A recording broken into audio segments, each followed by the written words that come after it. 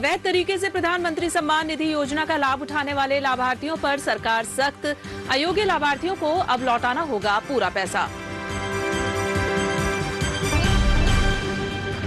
Budget पूर्व बैठक में किसान संगठनों से मिली वित्त मंत्री निर्मला सीतारमण। कुछ कृषि जीन्स के निर्यात पर संगठनों ने की रोक हटाने की मांग। गेहूं की कीमतों में असामान्य तेजी आने पर सरकार उठाएगी कदम। केंद्रीय खाद्य सचिव ने कहा, महंगाई के हद पार करने पर ही सरकार करेगी हस्तक्षेप।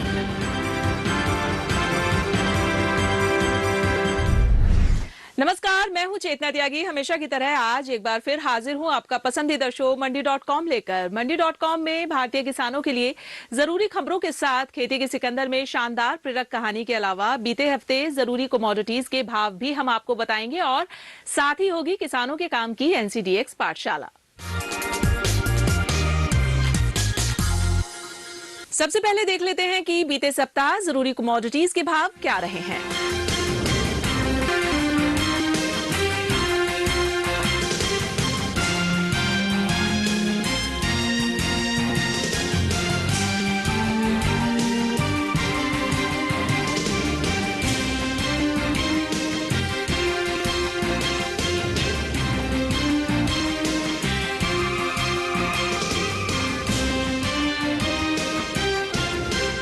और अब एक नजर बीते सप्ताह खेती किसानी की बड़ी खबरों पर। पीएम किसान योजना में पैसे उठा चुके कुछ लाभार्थियों को अब झटका लगा है। योजना की किस्त पाने के बाद कुछ लाभार्थियों को सरकार ने अपात्र करार दिया था। इन लाभार्थियों को पीएम किसान से मिला अब तक का सारा पैसा सरकार को लौटाना पड़ेगा। ये लाभार्थी या तो करदाता हैं या किसी दूसरे कारण से अपात्र साबित हुए हैं। केंद्रीय वित्त मंत्री निर्मला सीतारमण ने कृषि विशेषज्ञों और कृषि प्रसंस्करण उद्योग के प्रतिनिधियों के साथ अपनी तीसरी बजट पूर्व परामर्श बैठक की अध्यक्षता की। किसान संगठनों ने इस दौरान सरकार से गेहूं तथा अन्य कृषि वस्तुओं के निर्यात से प्रतिबंध हटाने और न्यूनतम समर्थन मूल्य से कम लागत वाले उत्पादों के आयात को प्रतिबंधित करने की मांग की। किसान संगठनों ने ये भी कहा कि सरकार को पाम तेल के बजाय सोयाबीन, सरसों, मूंगफली और सूरजमुखी जैसे स्थानीय तिलहनों का घरेलू उत्पादन बढ़ाने पर ध्यान देना चाहिए। केंद्र सरकार ने कहा है कि गेहूं की कीमतों पर उसकी नजर है और यदि खुदरा बाजार में इसके दाम में असामान्य उछाल देखने को मिलता है तो उस पर अंकुश लगाने के लिए कदम उठाए जाएंगे। निर्यात प्रतिबंध के बावजूद हाल के दिनों में गेहूं की कीमतों में बढ़ोतरी पर चिंता के बीच केंद्रीय खाद्य सचिव संजीव चोपड़ा ने कहा कि गेहूं और चावल के स्टॉक की स्थिति सहज है और सरकार की बफर आवश्यकताओं से काफी ऊपर है। मई में गेहूं पर प्रतिबंध लगाने के बाद खुदरा बाजार में गेहूं की कीमतों में 7% की बढ़ोतरी हुई है।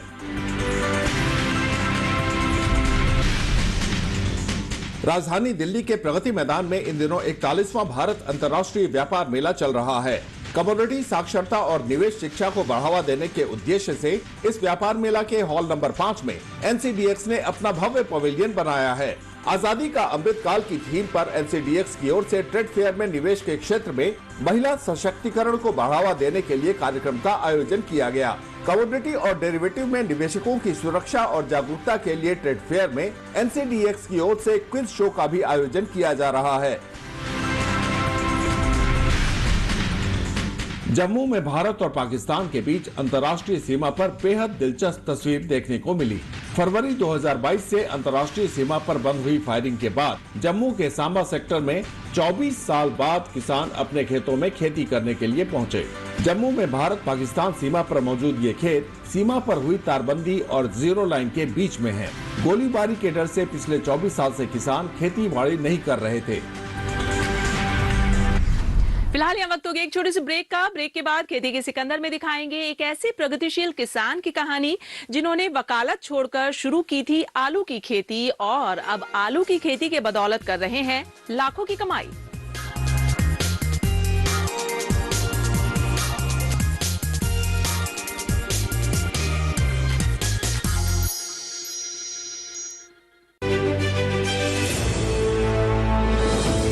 खुशहाल होंगे खेत,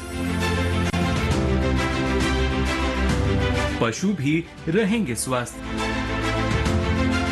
सरकारी स्कीम का होगा लाभ, जब एक्सपर्ट्स का मिलेगा साथ, किसानों के सवाल विशेषज्ञों के जवाब, अब सिर्फ एक फोन कॉल पर। देखिए अपना खास प्रोग्राम। हमारे टोल फ्री नंबर हैं 1800-113060, 1800-113061। हेलो किसान, सोमवार से शुक्रवार शाम 6 बजे सिर्फ दूरदर्शन किसान पर। जानेंगे क्या है किसानों का हाल, हम पहुंचेंगे आपके गांव। मिलेगा सरकारी योजनाओं का ज्ञान, जब लगेगी चौपाल। देखिए चौपाल चर्चा सोमवार से शुक्रवार सुबह 9 बजे सिर्फ दूरदर्शन किसान पर।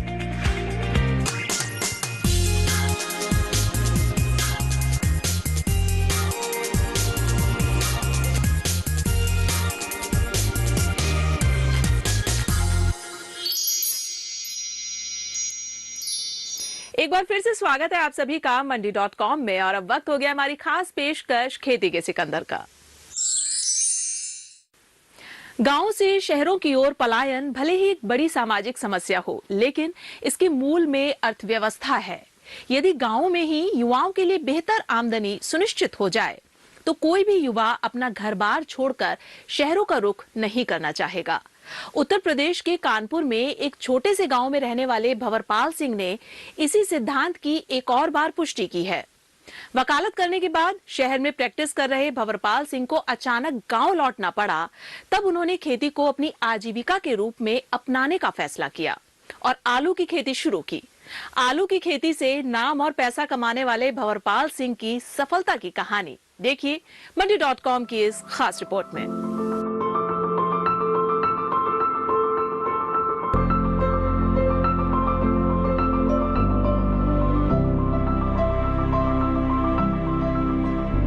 उत्तर प्रदेश के कानपुर जिले के छोटे से गांव का रहने वाला एक साधारण किसान जो एक समय अपने करियर को लेकर संघर्ष कर रहा था, आज दूसरों के लिए प्रेरणा स्रोत बन चुका है।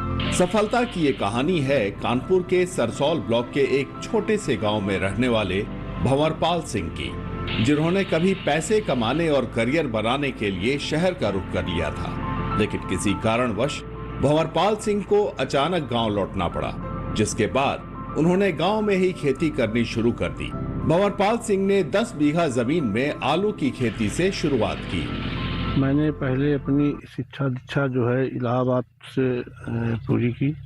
वहाँ से हमने MA LLB करने के बाद कुछ समय हमने हाई कोर्ट में प्रैक्टिस की। उसके बाद फिर हम खेती पे आ गए और खेती में पहले हमने गेहूं और मिर्च, जो हमारी परंपरागत खेती जो हमारे पिता वगैरह करते थे, उसी पे। फिर सन 2000 के बाद हम आलू पे आ गए और हमने जो है CPRI शिमला के माध्यम से हाईटेक आलू में बीज उत्पादन करना शुरू किया और तब से हम बीज का उत्पादन करते हैं। अच्छी से अच्छी प्रजातियाँ आलू की हम शिमला आलू अनुसंधान केंद्र से लाते हैं।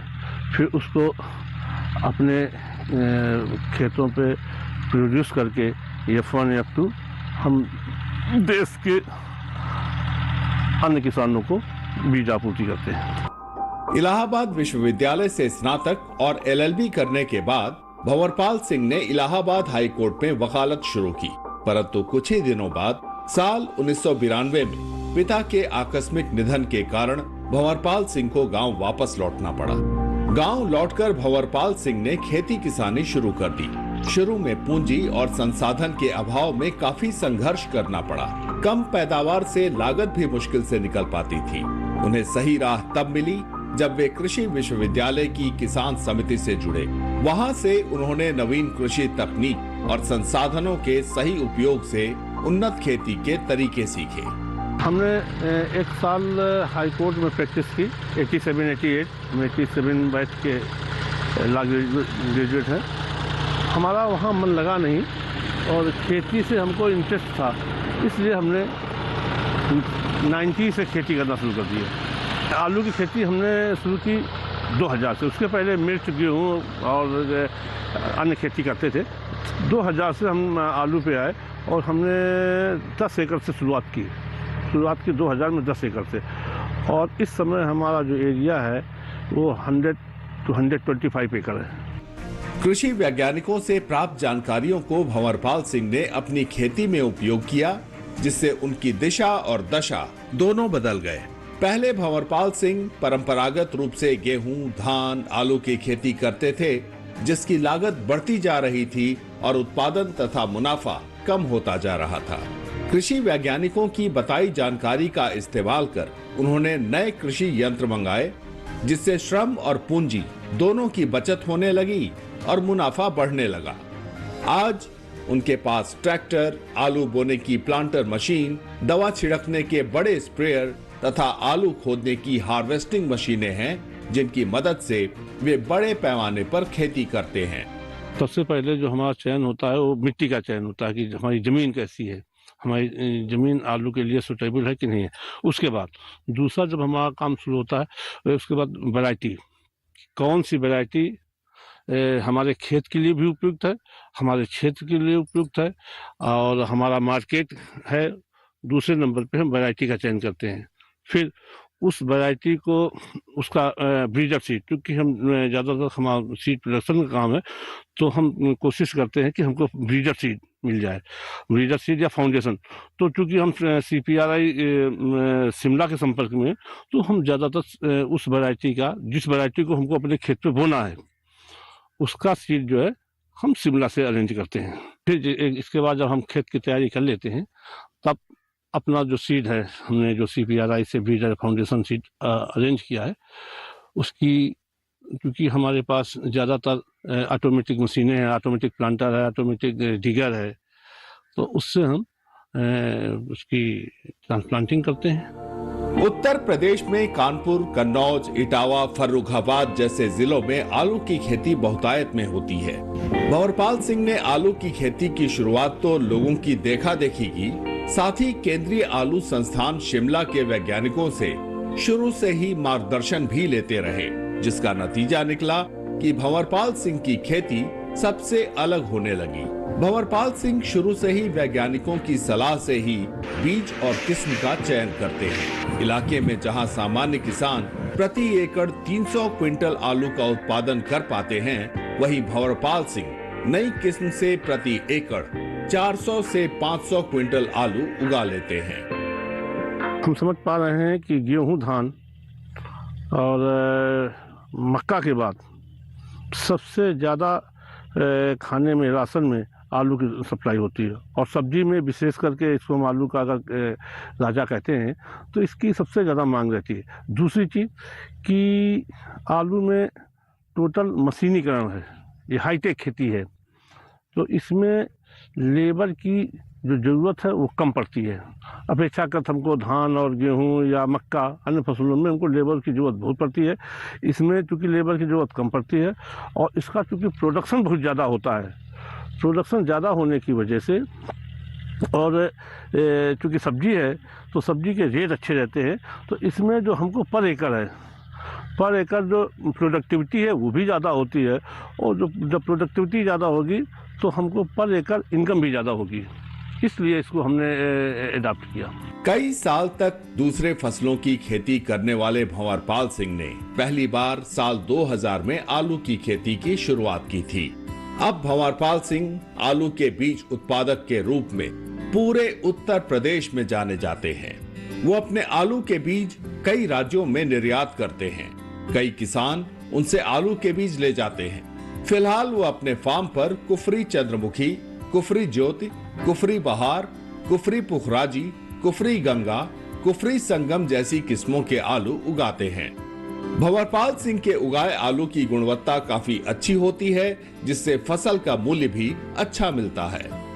जो हम राशन के लिए टेबल पोटैटो का जो प्रोडक्शन करते हैं, वो व्यापारी हमारे खेत से या कोल्ड स्टोर से ले जाता है, और जो हम सीड प्रोडक्शन का काम करते हैं, तो सीड हमारा देश के विभिन्न प्रदेशों में जाता है, तो वो सीड के जो किसान हैं वो हमसे मार्च में ही, जब हमारी हार्वेस्टिंग होती है, उसी समय हमारे सीड की वो बुकिंग करा लेते हैं। तो उसकी हम फिर डिलीवरी करते हैं अक्टूबर में।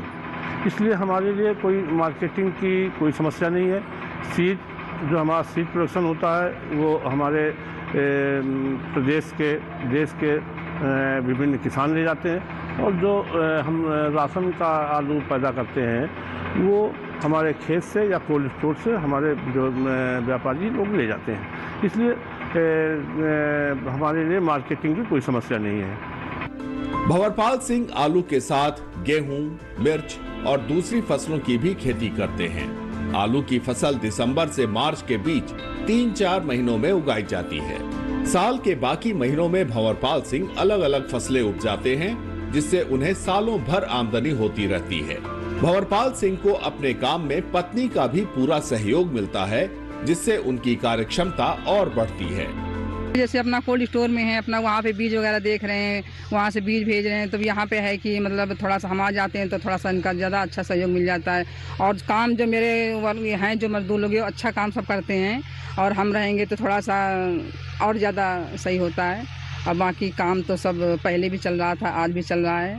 और ये है कि अब ये मतलब हर चीज़ में थोड़ा सा कहीं भी अगर कोई काम कर रहे हैं तो मतलब थोड़ा सा हमारा सहयोग चाहते हैं। मैं घर का भी अपना सारा काम जो भी घर का खाना पीना सारा काम, कपड़े धोना, झाड़ू पोंछा स्वयं काम करना है, और यहाँ भी आके जो भी इनका सहयोग होता है तो करते हैं।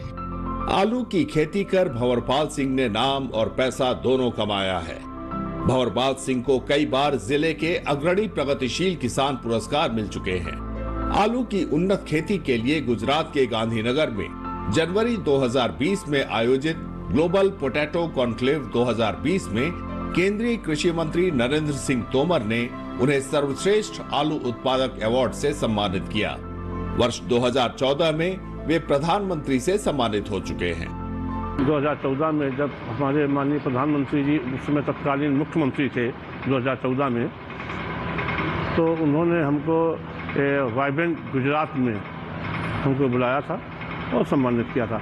उसके बाद 2008 में जो ग्लोबल पोटैटो कॉन्क्लेव दिल्ली में हुई, वहाँ पे सम्मानित किया गया। फिर 2020 में 19-20 में जब गांधीनगर में हुई तो हमको तत्कालीन कृषि मंत्री, सेंट्रल कृषि मंत्री नरेंद्र सिंह तोमर और तत्कालीन गुजरात के मुख्यमंत्री विजय रूपाणी ने सम्मानित किया। आज हर कोई इस बात को स्वीकार करता है कि जीवन में कामयाब होने के लिए कड़ी मेहनत करनी ही पड़ती है। व्यक्ति पूरी लगन और मेहनत से काम करता है तो एक दिन वो जरूर सफल होता है। कुछ ऐसा ही हुआ कानपुर के रहने वाले किसान भंवरपाल सिंह के साथ। आज भंवरपाल सिंह खुद के उगाए हुए आलू देश भर में बड़े पैमाने पर निर्यात करते हैं और बढ़िया मुनाफा कमाते हैं। कानपुर से मंडी.com के लिए अनिल वत्स के साथ किशन भारद्वाज। और यहाँ वक्त हो गया एक छोटे से ब्रेक का। ब्रेक के बाद NCDX पाठशाला में जानेंगे कि कैसे कम लागत में सब्जी की खेती से कमाया जा सकता है बेहतर मुनाफा।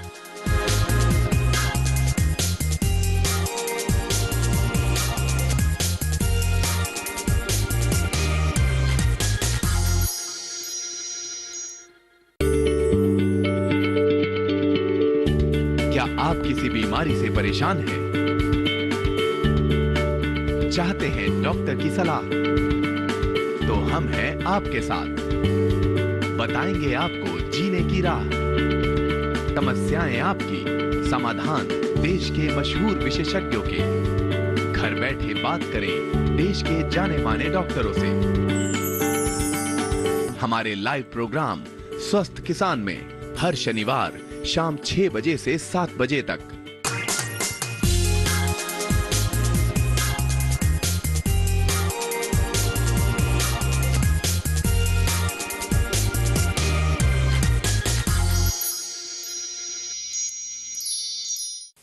ब्रेक के बाद एक बार फिर से आप सभी का स्वागत है मंडी.com में। और अब वक्त हो गया है NCDX पाठशाला का। परंपरागत फसलों की खेती में अक्सर किसान नुकसान झेलते हैं। ऐसे में कुछ किसानों ने सब्जी की खेती में दिलचस्पी दिखानी शुरू कर दी है। आइए आप भी जानिए कि कैसे कम लागत में सब्जी की खेती कर उठा सकते हैं बेहतर मुनाफा।